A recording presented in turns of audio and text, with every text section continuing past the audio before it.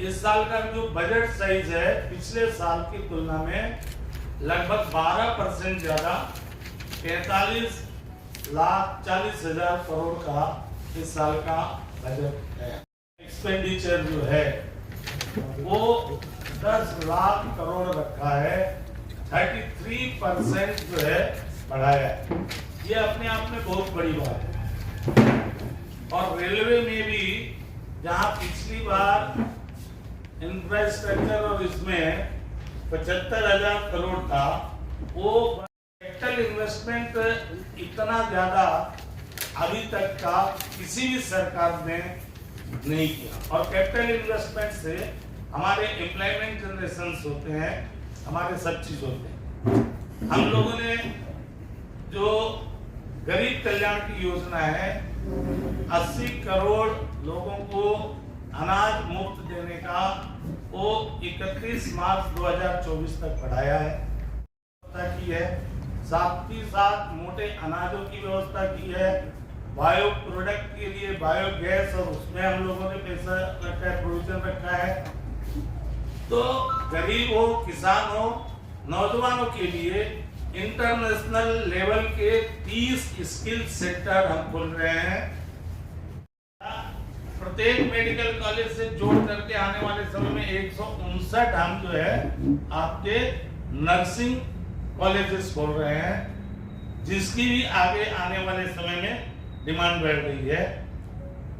इस हिसाब से हमने कहा जैसे पीएम आवास का आप देख ले, तो पीएम आवास में जहां राज्य सरकार आज 16 लाख आवास जो है स्वीकृत आवास को नहीं दे पा रही है, और हम आवास को बढ़ा रहे हैं। 9 करोड़ 40 लाख लोगों को हम लोगों ने उज्ज्वला गैस दिया है। 45.5 करोड़ लोगों के आसपास हमारा जो है अच्छी इकोनॉमी की ओर जा रहे हैं। गरीब किया है कि वो 2 साल के लिए अगर 2 लाख रुपया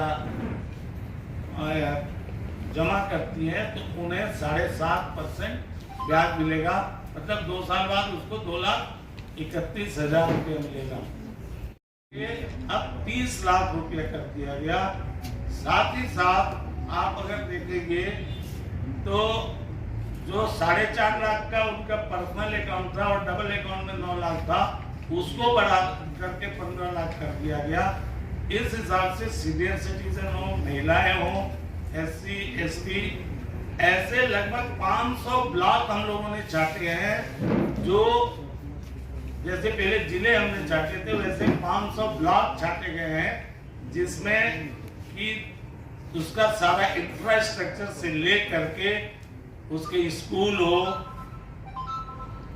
40,000 इसकी देखते थे, एकाएक 5 लाख से बढ़कर के 7 लाख।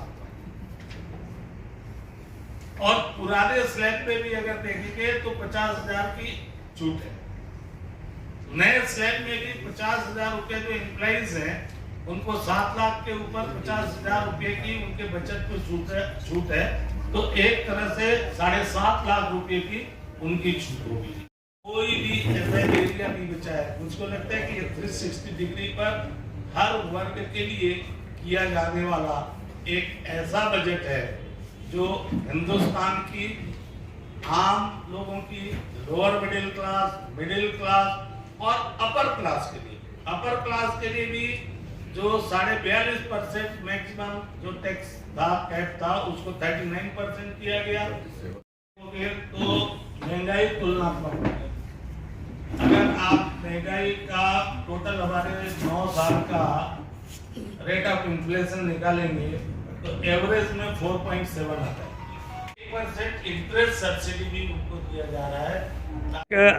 सर्वस्पर्शी बजट है। समाज के हर वर्ग, नौजवान, गरीब, महिला, बुजुर्ग, किसान, आपके सारे वर्गों को लेकर के चलने वाला निम्न मध्यम वर्ग और तो और जो अपर क्लास है उनके लिए भी, सारे टैक्स पेयर के लिए, और सबसे जॉब ओरिएंटेड बजट है जिसमें सबसे ज़्यादा कैपिटल इन्वेस्टमेंट पे खर्च करने की बात कही गई है। कृषि क्षेत्र में मोटे अनाज को विकसित करने और उसका भंडारण बढ़ाने की ओर दिया गया है, ध्यान दिया गया है। इस तरीके से ग्रीन एनर्जी, ग्रीन एग्रीकल्चर और ये ग्रीन बजट जो है चारों तरफ से लाया गया है।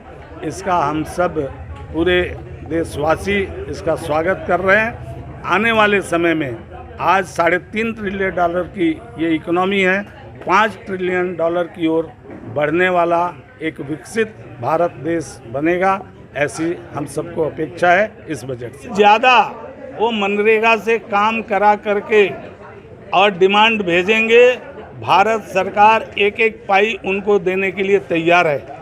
बल्कि हम उनसे मांग कर रहे हैं कि जो 16 लाख आवास जो केंद्र सरकार ने दिया था वो आज वो दें। हम तो 66% आवास आज बढ़ा रहे हैं।